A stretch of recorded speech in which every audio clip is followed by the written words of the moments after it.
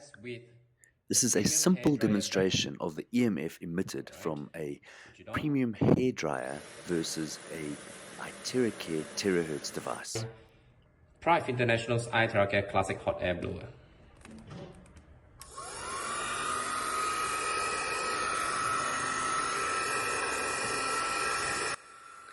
Let's travel back in time to see exactly when the hairdryer started emitting EMF. Okay.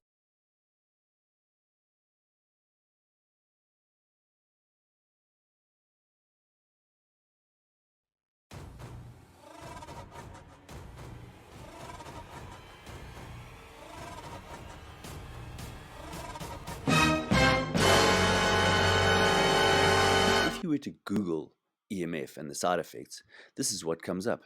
And I guess they really know all about our health.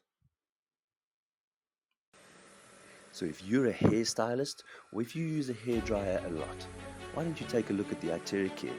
Its terahertz, quantum and optical quartz is going to help to increase the microcirculation right down at the center of the root, which will help to volumize your hair.